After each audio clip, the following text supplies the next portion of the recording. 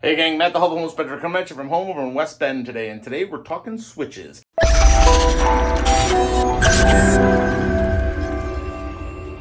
Now, most of the time, as a home inspector, I go into a home and I'll find 60, 70, 80 light switches, whatever there may be in the home. And 99% of the time, they are not labeled, they're not identified, there's not even on or off on them anymore, okay? Lots of times when we go into a home, we don't know what the switches are going to do, so we have to try them. And as we try them and experiment with them, lots of times we'll find mystery switches and switches that we don't know what they do or where they go or what they are or anything like that. So we're just trying to test them and find out. Now, back in the day, yes, when you went into a room, a bedroom, there would be one switch that would operate the light fixture at the top of the ceiling.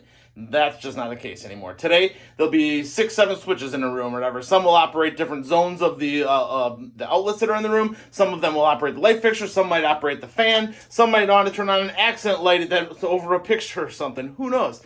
So what I'm going to recommend is that you go out and you buy a label maker, $30-ish, and you can label all of your switches. That's what we did at our house. We have a lot of switches at our house, and we went through and we labeled them. So now we can clearly identify what they are for. And when I want to turn on the power to the ceiling fan that's in the living room and there's like 8 switches on the wall, I know exactly which switch to push, okay? So it's been really helpful at our house, okay? But lots of times I'm coming into homes where we have one of these ceiling fan fixtures for in the bathroom. So we have basically it's an exhaust fan with a light, and it's got a electric built-in heater in it, okay?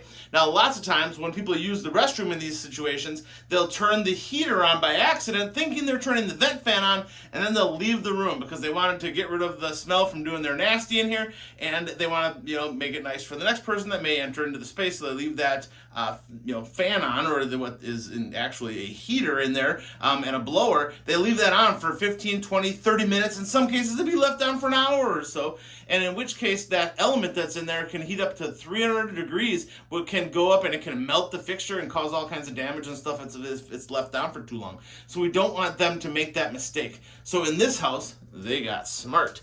They actually labeled all the switches. So lots of times when I go into home, they have these 3 switches, but they're not labeled at all. So we don't know which one does which. And when you turn on the light, yes, you're going to clearly identify what it is. But when you turn on the vent fan, and we turn on the heat,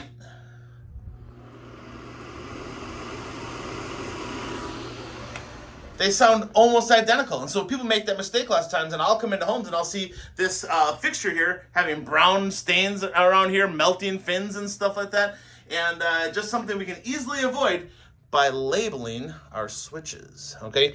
Not only is it a good thing for your guests and stuff like that, but it also helps you operate the home a little bit better. So go get a label maker. Put some labels on your switches so you know how to take care of your home and how to operate it. It's just a great little tip for today, all right, you guys? If you don't mind, hit that subscribe button for me. If you just smash that for me, we can get to 300 this week. That'd be great. Just another tip for you guys. Have a great one. Remember, you guys, the better you take care of your house, the better it's going to take care of you. Have a good one.